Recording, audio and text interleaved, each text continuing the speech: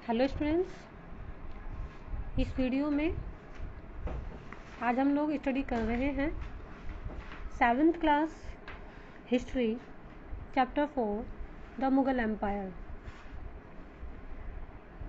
Student, जैसे कि history के चैप्टर 2 और 3 में हम लोग ऑलरेडी पढ़ चुके हैं कि भारत में 700 से लगभग 1700 के बीच किस तरीके से नए नए साम्राज्य बने और नए नए राजा बने और किस तरह से हमारे इंडिया में विदेशी आक्रमण हुए और सल्तनत का विकास हुआ। उसी सीरीज़ में आज हम लोग मुगल साम्राज्य को स्टडी कर रहे हैं। जैसा कि आप सभी को मालूम ही है कि जब भी कोई विदेशी आक्रमण हमारे भारत पर हुआ है तो उसका मुख्य कारण यही रहा कि हमारे भारत में कोई भी एक ऐसा राजा या कोई भी एक ऐसा सुल्तान नहीं रहा था जो विदेशी आक्रमण से भारत को बचा पाता। उसी सीरीज में 1526 में मुगल साम्राज्य की नींव हमारे भारत में पड़ी, जो नींव डाली गई थी बाबर द्वारा। 1526 में बाबर ने इब्राहिम लोदी को हराकर मुगल एम्पायर की नींव भारत में रखी।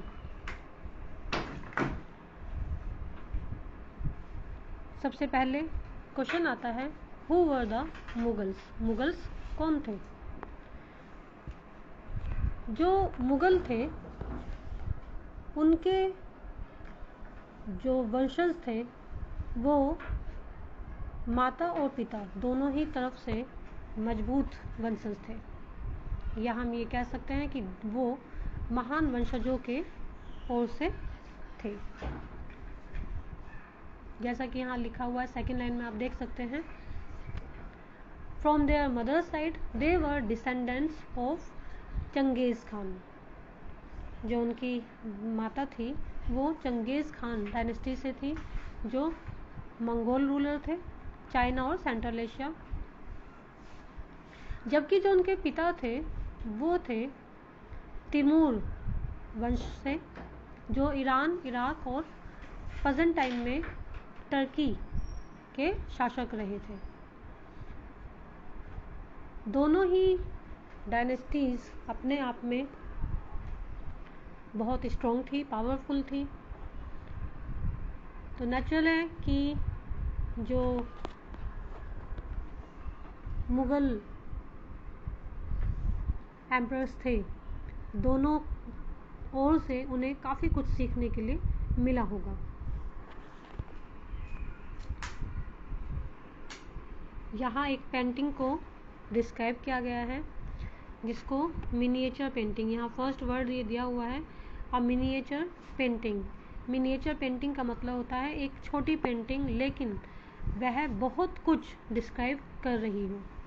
मिनी जैसा कि शब्द है छोटा, तो मिनिएचर पेंटिंग यानी कि एक ऐसी छोटी पेंटिंग जो अपने आप में छोटी होते हुए भी बहुत ज़्यादा डिस्क्राइब कर रही हो। यहाँ इस पेंटिंग में तिमूर और उसके साथ बैठे हुए अन्य दूसरे जो कंपेनियंस थे उनके वो शो किए गए हैं।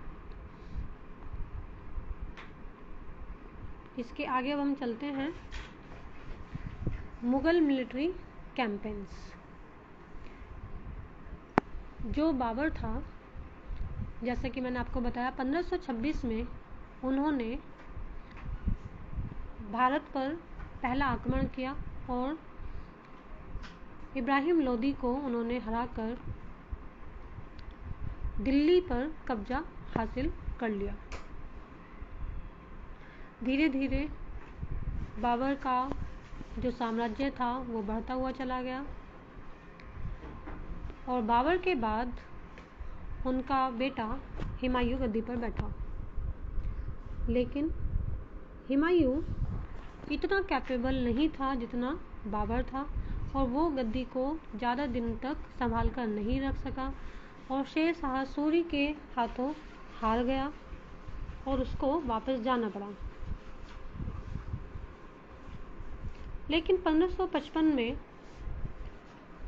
शेर शाह सूरी की मृत्यु के बाद जब उन्हें पता चला कि भारत का जो साम्राज्य है अब उस पर कोई भी सम्राट नहीं बैठा है, तो उन्होंने फिर से भारत का रुख किया और दिल्ली को फिर से अपने कब्जे में ले लिया।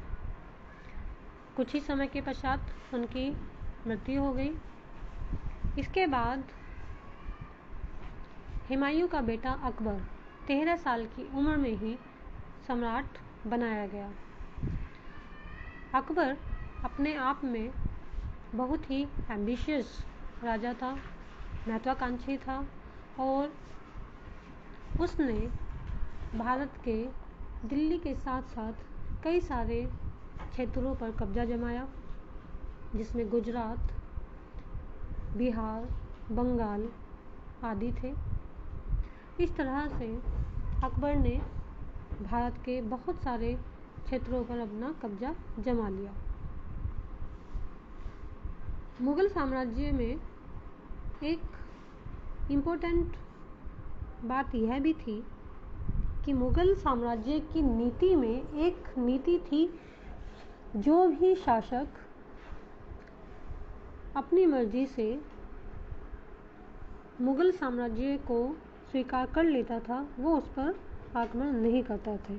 लेकिन अगर कोई भी शासक उनकी अधीनता को स्वीकार नहीं करता था तो वो उसको आक्रमण करके ज़बरदस्ती अपने शासन में मिला लिया करते थे। तो हमारे भारत में उस ड्यूरेशन में ऐसे बहुत सारे राजा हुए जिन्होंने अपनी मर्जी से मुगल साम्राज्य को स्वीकार कर लिया। आई होप स्टूडेंट्स आपको इतना समझ में आ गया होगा। इससे आगे का नेक्स्ट वीडियो में हम एक्सप्लेन करेंगे।